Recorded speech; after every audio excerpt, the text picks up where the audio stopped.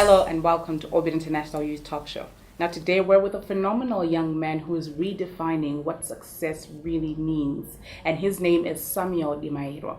Samuel started his career at the age of 15 as he started trading on the Zimbabwe Stock exchange market. Not only that, but he dropped out of school at the age of 17 in 2008. Now I know a lot of Zimbabweans know exactly what was happening in 2008, and this young man decided to drop out of school during that time. Samuel decided to pursue his career, and he's now the co-founder and non-executive director of Chengetedzai Depository Company. Now, Samuel has been recognized internationally and nationally for his business competency skills. He has been recognized in the Forbes magazine for being the top 30 under 30 most influential young people in Africa. Not only that, but he has also been recognized by the African Youth Awards for being one of the most influential African people in the top 100 list. Now today, Samuel is going to tell us a little bit about his experience, his journey. He's only 27 years of age right now, and his company has been able to make transactions of over $3 billion US, and he's here to guide us. Obviously, as young people, I mean, we might be failing in our business ideas. How can we push forward? And he's also here to tell us his journey. Welcome, Samuel. Thank you. How are you? Very good, thanks, and yourself? You know, I asked someone how to pronounce your surname because it looks quite foreign. It looks Portuguese. Yes, it does. Where do you come from? I come from Shurugwi. Really? In Midlands. Vashoma. Yeah, because I really have not. And heard. There's a thing to our surname. There's some Dimairhos without an H. So I think when people see my first name and surname, yes, they think I'm foreign. But my first name is Italian, the Italian version of Samuel, which has another L and another E at the end. Some Dimairhos without an H. So when you take the first name and the surname, it then looks very exotic before you meet the person, but really 100% Mushona. Right. Okay. So Samuel, were you born with a silver spoon in your mouth? Certainly not. In fact, I grew up in a family that was considered poor by society for the first 10 years of my life. We lived in a 3-roomed wooden cabin with 4 of my siblings and my parents.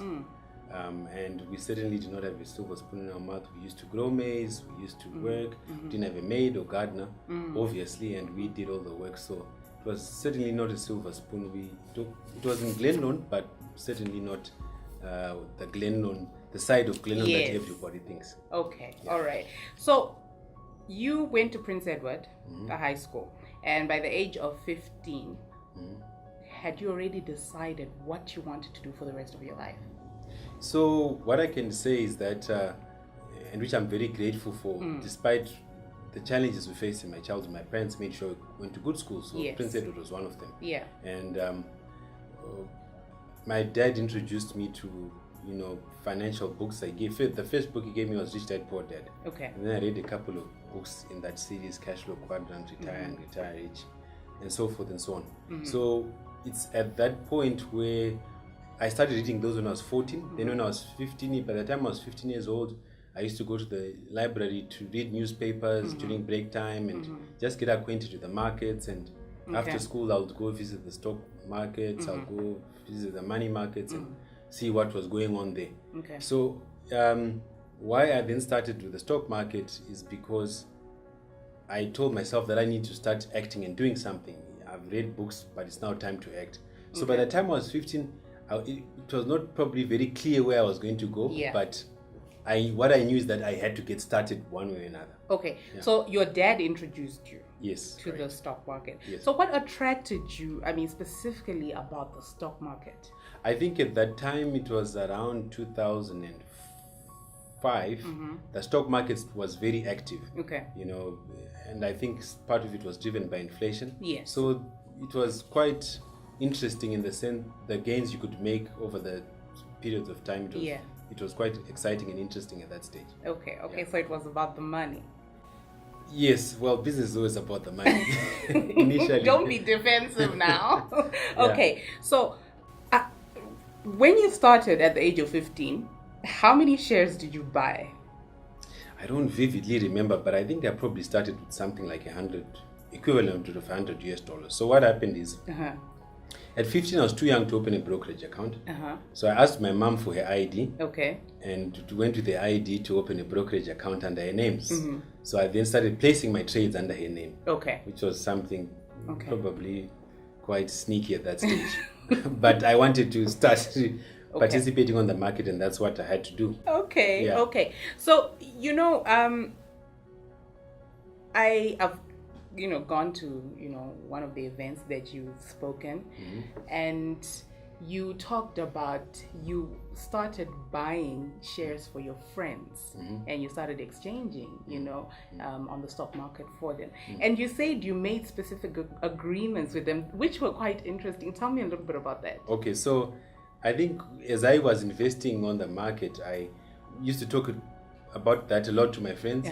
And they got also excited and interested, and I showed them the money I was making. Yeah. And they gave me their money, but the agreement was that if you give me your money, if we make profit, we split profit 50-50. Okay. But if there is a loss, I'm not liable to pay them for the loss. Right. So by giving you their money, they're exposing themselves to risk losing money without any recourse. But that was just a safety net. I never really lost anyone's money.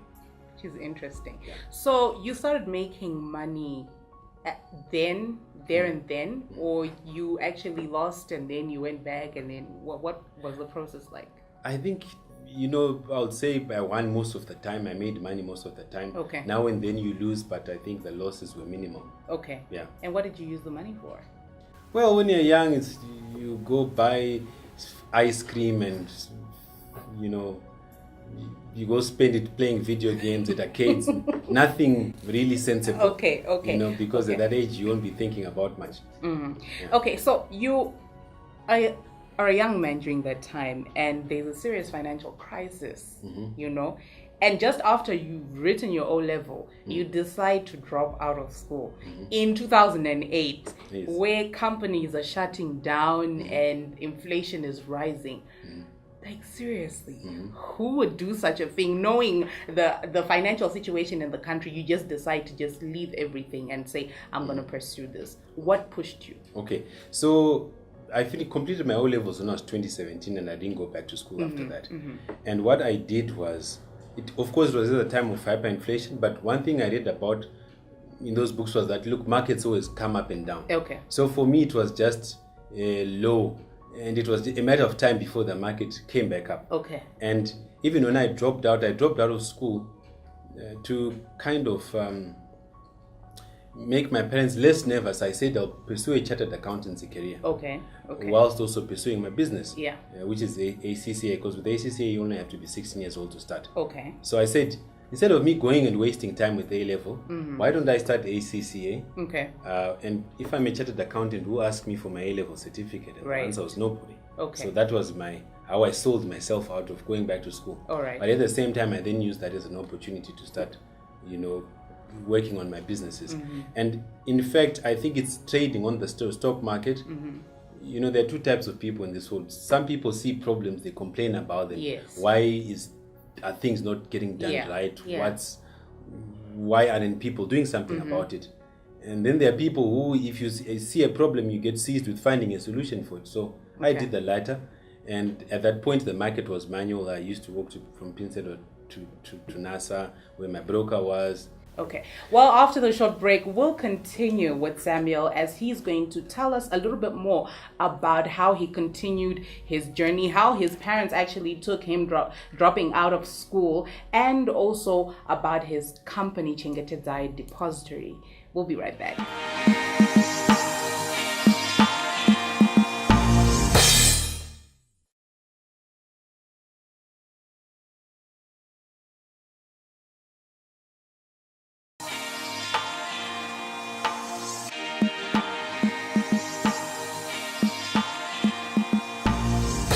Hello and welcome back to the show. Now, just before the break, we were with a young, phenomenal Zimbabwean man who is making waves not only in Zimbabwe, but in Africa. And he's been recognized as one of the most influential young people in Zimbabwe and in Africa. And right now we're still with Samuel. We're going to talk more about the journey that he took. We understand that he started his career at the age of 15, dropped out of school at the age of 17, and started a depository company called Chengetedzai. Welcome back, Samuel. Thank you. Now, okay, so how long did it take you to think about, you dropping out of school? Okay, so it was a progressive decision. Rewind 2 years back from the time I dropped out of school, I used to go to work for free, during my holidays. Yeah. So I was working at an audit accounting firm that belonged to a family friend. And they basically allowed me to work, and they were teaching me how to audit companies, prepare accounts for businesses, and also, register, do company secretarial work. Okay. So I learned that during the holidays, and it's from working there that I saw. I naturally was someone that was good at maths, and I enjoyed maths. So I then saw a way out in terms of starting a chartered accountancy career just being 16 years old. Okay. So when I saw it in my mind, it became very clear that, look, I was not going to go back to school after all of So you actually enjoyed accounting? Yes. Okay. Yes, I enjoyed it. All right. I remember my teacher I was the best account student at the school. Right. Yeah. At the school, not even in your class, at the school. At the school, yeah. Okay. So, it's interesting. We keep hearing of young people dropping out of school that are making it big, Can we say that high school, because this is a very controversial issue, high school is kind of stifles or reduces your growth in terms of business? Like, you're basically there and you're kind of wasting time. It depends how you look at it. I think at the end of it all, one must look at where they want to get to in life. I think the biggest tragedy with a lot of people in high school and even up to university, some people don't even know what they want to do in life. So when they don't know what they want to do in life, they don't know which deliberate steps to take. Okay. And that's why they just drift through high school, drift through university. Yes. So I think, what young people must be seized with, and most importantly, what they must be thinking about is where they want to get, setting a vision for their lives. They might not be really clear what it's going to be, but they must have an idea. Okay. All right. So you co-founded Chengetedzai Depository Company. Yes. You obviously saw a gap. Yes. In the country and a problem that needed solving. Yes. Tell me a little bit about that. Okay, so it's in investing on the stock market that I saw that it was a manual market. Okay. You have to manually trade, and the brokers would meet, and I traded some trading sessions, and even in my school uniform, and we go to the exchange. And I was like, look, in Zimbabwe we are manual, but everyone around us is automated. In Zambia, Botswana, we're automated. Yeah. And it's easier to get information on the New York Stock Exchange than in Zimbabwe. So when I saw that gap, I said, look, I'm going to work on it. Okay. It later turned out that I had been, they'd been trying to do this project since I was 6 years old, but they had not done it. Right. So I was like, okay, if it's not done, I'll also throw my name in the hat and see, if I can also participate and play in this game. Yeah. Probably very daring at 17 years old to try and start working on, but I was certainly convinced to say, if the problem has not yet been solved, I can also put my foot in the race. Okay. Yeah. So you wanted to, virtually create an automated system whereby people don't have to travel, such far distances to get to the stock market exchange. Yeah. Yes.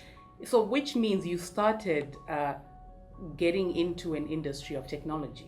Obviously. Yes, correct. Did you have some knowledge around tech? Well, I did not have any knowledge around tech, and up to now I don't have any knowledge around tech. Okay. But what I can say is that, you see, a business person is always as good as the people that he surrounds himself with. Yes. Or herself with. So I learned that as a business person, you don't have to know everything, but as long as you have the right team and we are working with the right team, you can do anything. So you had the idea, yes, and you just got the right people on board. I got the idea, and I decided to build a team where I did not know things. I brought people in to work with me. Okay. Yeah. So was it all about the money from the start to create Chengetedzai Depository Company? Okay, so I think from the time I was 15 till as I grew, and became more mature. That was I was still a teenager. I learned that, if you were a business person, you had to be in business for a purpose. Yes. Of solving people's problems. Okay. And whenever you solve people's problems, the money naturally follows. Because, money should never be an objective whenever you're chasing something. And I later learned that the importance of that, because as you grow, for you to start a successful business, you have to be passionate about it. Because when you don't have money in the bank, passion is what keeps you going. Exactly. Now, if you're chasing an objective of a figure, and things get tough, and you don't have any passion inside you, chances are that you bail out and jump ship. Yeah. Okay. All right. So now, obviously, you're a young person and you're trying to penetrate in this market where there are giants, right?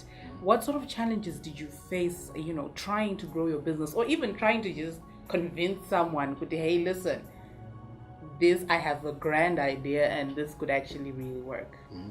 Interestingly enough, I didn't face much challenges. I think from the very early stages, obviously age is an issue, and I remember when I first pitched the idea to the market representatives, it was something that they kind of, and I can understand them, because I was just a teenager then, and I'm coming to talk to people that are running a market that's worth more than $5 billion US dollars, and I'm telling them I can come and automate your market. They probably would not take me very seriously, because a lot of youth also tend not to be serious.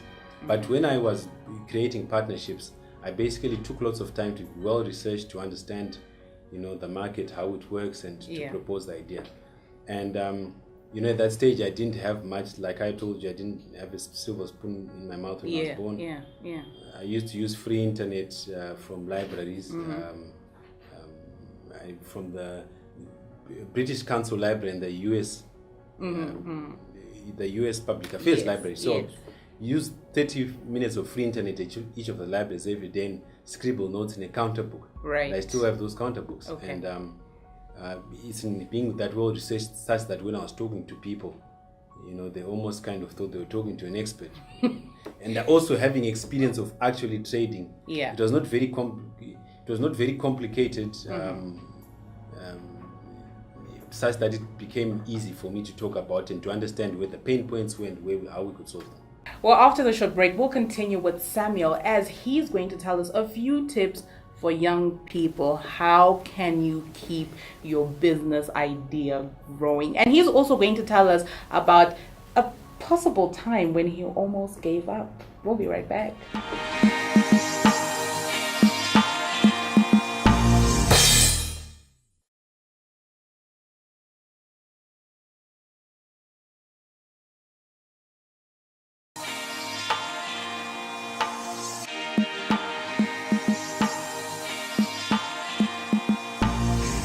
Hello and welcome back to the show. Now, just before the break, we're with Samuelle Dimairho, a young man who's only the age of 27, yet he's the co-founder of Zimbabwe's first security depository company, Chengetedzai Depository Company. And he's here to tell us, a little bit about how young people can actually make a difference when they're starting their business ideas, how they can keep going, and about a time he almost gave up. Welcome, Samuel. Thank you. Now, Samuel, define success. I'd say success is the progressive realization of a worthy cause. Can you please repeat that? Success is the progressive realization of a worthy cause. Right. Okay. So, when you say it's the progression of realizing a specific cause, what is your cause? I think for me, my cause was to bring convenience, transparency, and efficiency to the African capital markets. Okay. Starting with my own home country. Yes. And that was my vision. That was what I hoped to achieve in my efforts as I started. Okay. Yeah. All right. So tell me about a time you almost gave up, because I mean, a lot of young people are obviously watching you right now and they're thinking, did he ever think of giving up at any point? Yeah, so I think I've probably had more failures than successes, but I think ultimately, there's something I learned from the conferences. I used to attend a lot of conferences by Milton Kamwendo, and one of the things I learned was... Oh yeah, he's awesome, right? Yes, he's amazing.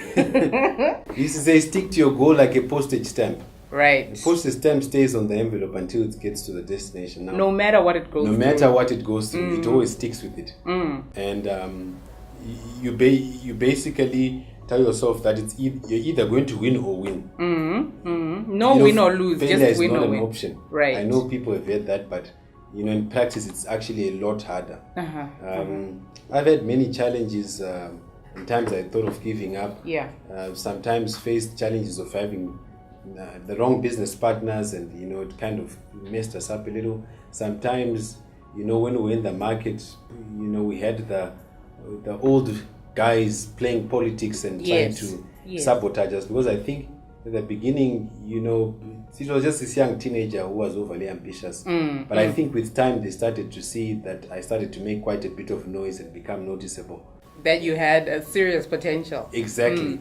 And that's when, they started being aware of it, and, some people put some medals now and then. But one specific thing I can zero in on, I started working on the project in 2008. And I was, coming together and working with different partners as we were going. Yeah. And I think when it came to 2011, the time that came, all along we had been bootstrapping, so it was basically working without any income. Okay. So instead of getting paid to work, I was paying to work. Yes. Right. Very tough period. I understand very the tough concept. 4 years. Yeah. Very tough 4 years. But what I then, but there's a time in the business where the business needed money, and there was enough of bootstrapping. Everyone had to put money in. And I was 20 years old at that stage, and I remember I had to come up with $50,000 or risk my share in the business getting diluted. And I mean, $50,000 when I was 20 years old. I didn't come from a rich family or had some inheritance. It was almost a moment of where I thought I would give up. But if I rewind to my high school days, as we started to have business conversations, I would have business conversations with my friends. One of my friends introduced me to his brother, who was a very prominent lawyer. And his brother eventually became one of my mentors. And one thing that I always did with all my mentors was to keep them in the picture of everything I was doing. So at every stage, they knew exactly where I was, what I was up to, and what challenges I was facing, and would advise me. And this money issue, I also naturally talked to them about it. They gave me some ideas. I went around, looked. Long and short of it, I never found anything. And then 50,000 is a lot of money. Yeah, it's a lot of money, especially for a 20-year-old. Exactly. Yeah, but then my high school friend's brother, who's a lawyer, who's now my mentor, offered to give me the money. All of it? All of it. Wow. He offered to give me the money. We never signed an agreement. And this was a lawyer, not just a lawyer, but a partner. Yes. But we had built that mutual trust between the two of us. And he understood where you were coming from, where you were going. Exactly. And it's just, I think what then helped in that moment of, feeling like, I didn't know where to go, was the building relationships over time historically. I never knew that, nurturing and keeping my relationships alive with mentors and business partners is key. Is key to your very success. Key, yeah. All right. So what's the last thing you'd like to tell any young person right now watching you and thinking, I wanted to give up? What do you want to say to them? So what I would say to them is that firstly, wherever you are in life, stop and ask yourself, where do I want to get to? And when you define where you want to get to, you need to start taking deliberate steps to go in that direction each and every day. Okay. If you don't know where you are going, then how will you know when you've arrived? Like they say, if a ship goes to sea without sails, it will just go wherever the wind blows, right? Which is what happens with most people. So first thing is to start with a vision. Second thing is to act. Work today and do whatever you can with whatever is available to you. Most people say, hey, I can't start a business because of lack of capital. That's a lousy excuse if you ask me. True. I never had capital when I started. In fact, I used to walk very long distances because I didn't have money for combi. One such instance was, I arrived to 4th Street to get combis to Glennon late.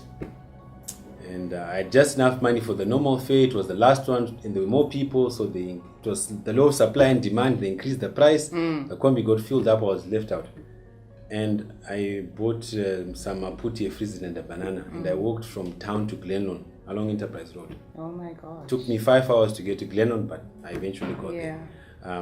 But that's the extent of how broke I was. Yeah. Right.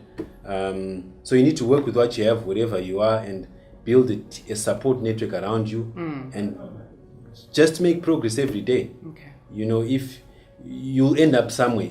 For me personally, if you ask me, I didn't know I'll end up here, but what it started was after reading. I started investing on the market. When I started investing on the market, I saw a problem and I started acting on it, and that's what got me there. So the key thing is to act and do whatever you can with whatever is available. Okay. And the thing is to persist and always stick to your goals until they're achieved. As long as there's still scope and opportunity for you to achieve them, you need to achieve them.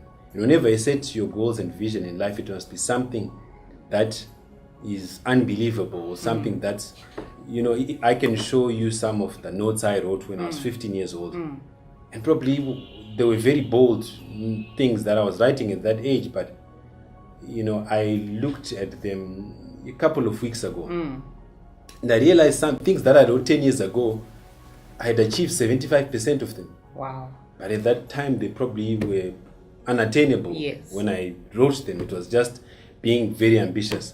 So when you're ambitious, you end up attracting in your life situations and opportunities that will get you to where you want to be. Well, thank you so much, Samuel, for actually spending time. I know you're such a busy man, but thank you for coming through on Orbit Youth Talk Show. And thank you to all our viewers. Of course, now you can reach us on www.orbit-international.org, like us on Facebook, and follow us on Twitter. See you next time.